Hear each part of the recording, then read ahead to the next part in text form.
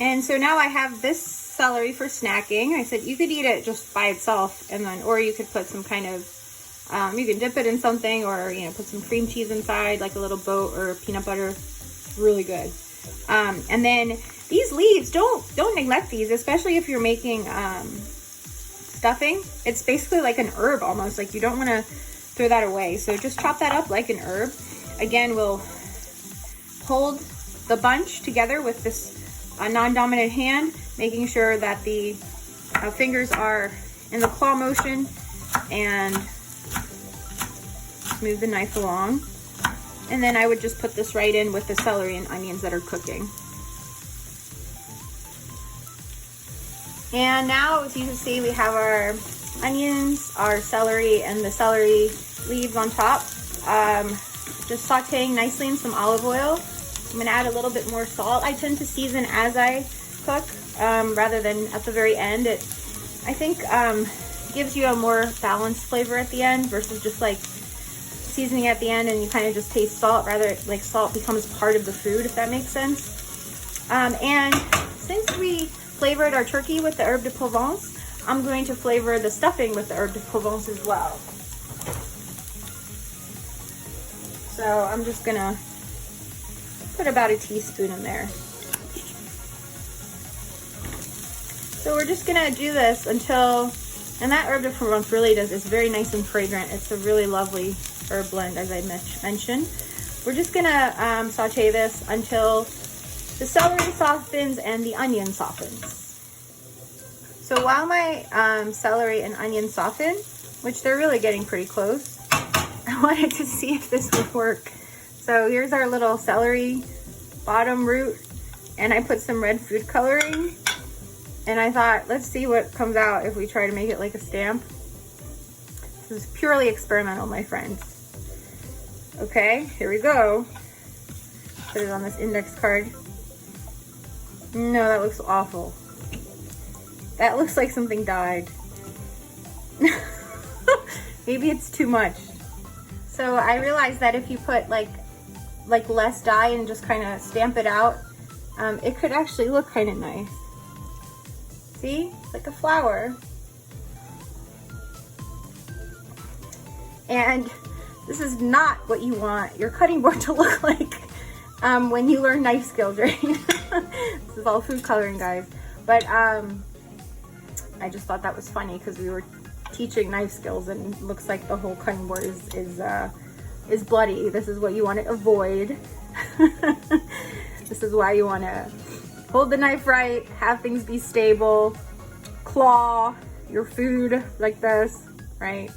Keep your fingers protected, and just be careful and watch what you're doing, and don't rush, because these knives are sharp, and it's very important to practice skill and care. Close up, the flower looks quite cute. Not too shabby for a piece of celery that you would have just thrown out, right? We got a cute little flower. Okay, so our celery and onions are quite lovely and soft, a little bit caramelized. And I'm gonna turn on the heat again, and we're going to put some chicken broth in here. Now, I wanna show you, my heat won't turn on. So I have a trick.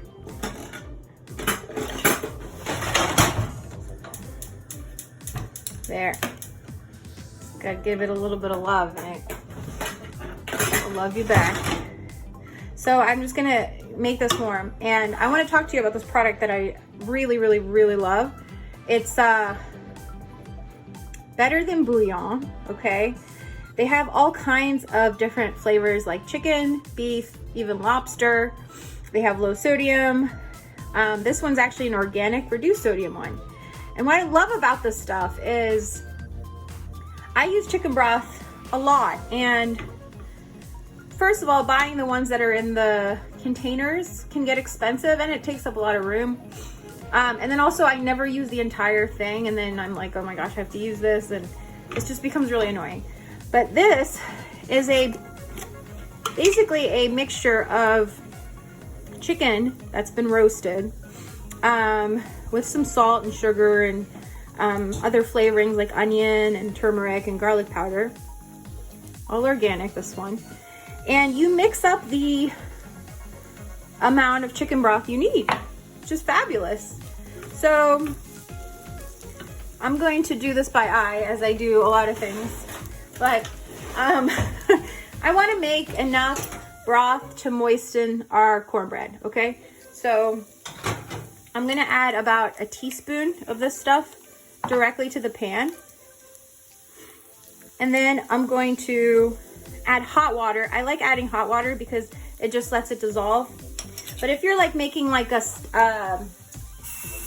stock in like a pot, and you're putting your other foods in there to cook with this chicken stock, it'll dissolve by itself. So you just put a dollop in it, add some water, and mix their ingredients, and then you're ready to go. But I'm just gonna add the hot water to this, and it'll dissolve beautifully. And then of course this also has salt, so you want to be careful with how you season things, thinking about the salt that's in here. So we'll just let this come up to a simmer. Always taste. So I'm gonna taste a little bit of this broth. It tastes so nice. I can taste the aromatics of the onions and the celery already have infused into it, and the nice herbs. It feels like it's enough salt. I'm gonna add a little bit of pepper. I think it needs a little bit of black pepper. So salt enhances flavor, pepper changes flavor. Pepper will give it a different flavor, while salt will enhance the flavor. It doesn't really change it until you put way too much salt, and then all you taste is salt. But here we go. We have our nice stock in the beautiful aromatics, and it's nice and simmery. So I think it's ready to put into the cornbread. So I'm gonna move the cornbread here, and I'm going to pour the stock with the aromatics right onto it.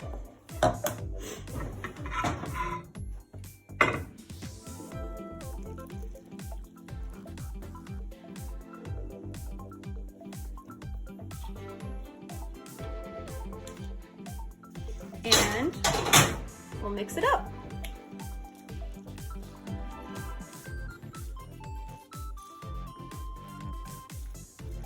And the cornbread, I didn't really take the time to dry it out, but I think it'll be okay because when we bake it, it will dry out anyway. But you could use like dry cornbread or bread that you dry ahead of time. And then the last thing I'm gonna do is just kind of drizzle it with some olive oil so that it can have a nice crispy top. All right, we're gonna check on our turkey. It's been about an hour and a half. Look how beautiful and golden brown it is. And notice that when you cook it in this spatchcock way, it will cook faster than if it's like the whole bird. So I'm gonna put the reading thermometer between, basically like, don't let it touch any bone, right? Because the bone is gonna give you a different reading. You want it in the meat. So I kind of put it right into the thigh and see what it reads. Yeah, it has to be 165. So we're still at 130. So not quite there yet. The breast is definitely at the temperature we need. So what I'm gonna do is I'm gonna flip the turkey so that the bird can be protected. The breast won't get too dry. So here's our bird, and I'm going to try to flip it. Here's our bird. I'm gonna try to flip it. Since I'm not the Hulk, unfortunately, it was pretty heavy to flip with just tongs. So instead of flipping it, I think what I'm gonna do is just put some foil over the breast to protect it. Because the breast is cooked and ready, but the legs still need to be cooked. I'm gonna put this right back in. I did some maneuvering and I moved this level up one, because I want to make room for the stuffing. So I'm going to put the stuffing down here. All right, we'll see. We'll check back in about 30 minutes. I just wanted to add that knife safety also becomes important when you wash a knife, right? So you don't want to cut your hand while you're washing the knife. You don't want to put the knife on the bottom of the sink and pile on a bunch of other dishes, and this poor unsuspecting person puts their hand in there, right? So I always will sharpen the knife separately and get like that out of the way as soon as I can, because we want to be safe, right? So I just put soap on the sponge and I like avoid the blade and just wash the blade and the handle, rinse it, and then to dry it, you want to dry it on a flat surface, okay? So what I'm trying to say is, you don't want to dry it like this. No, trust me on that. And since I'm teaching you, and since I'm showing you all my tricks today, I actually don't have a dishwasher in my apartment, so I have to do a lot of hand washing of dishes. And one trick I found, first of all, I'm going to tell you, these new Dawn products are unbelievable. So this one is called Dawn Platinum Erasing Foam, and this one is the ultimate platinum power wash, and it's like a spray. And let's say you have like something that's really like baked on and gross, you basically just spray it and you let it sit, and then the stuff like melts away. And I find the foam to be really, really good at cleaning as well.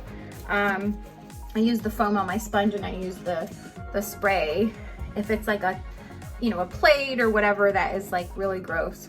But anyway, one other trick that I found is have a clean sink, start with a clean sink, and then get all the dishes out of the sink. And then what I do is I literally like will wash all of them and put them down, versus like I used to put soap on each one and rinse it, put soap on each one and rinse it. But everything in life is faster when you like do all of the same task at once and then you do the next task, right? So basically I put soap on everything, and this even lets it kind of sit in the soap, so it kind of kills more bacteria, and then I rinse it. And then I found this really cool dish rack that doesn't have a bottom, so the water just drains right into the sink. I find that very, very helpful as well, because then mold doesn't grow and it's easier to disinfect it, and it dries more effectively. And while I was washing the cutting board, I thought to kind of mention about like cutting board materials. Hard cutting board materials like this marble slab will really not be great on your knives. It'll kind of cut the sharpness of the blade, and it'll dull it pretty quickly. So I would say my two favorite cutting board materials are wood. This is a very nice soft wood from Japan.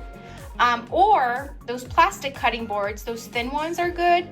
And also the ones that are thicker, those are really wonderful because they're very easy to disinfect. Wood can have little, crevices in there where bacteria can get stuck. So I really try to wash this really well. But plastic cutting boards are really wonderful as well, like one of these. I have this little one, so like if I just have like something small to prep, I can prep it pretty quickly and wash it really easily. And then I also have larger ones. That's cutting boards 101. We're about 2.5 hours since we put the turkey in. I'm gonna look at the temperature in the thigh again. And we're like at 180, hold on. There.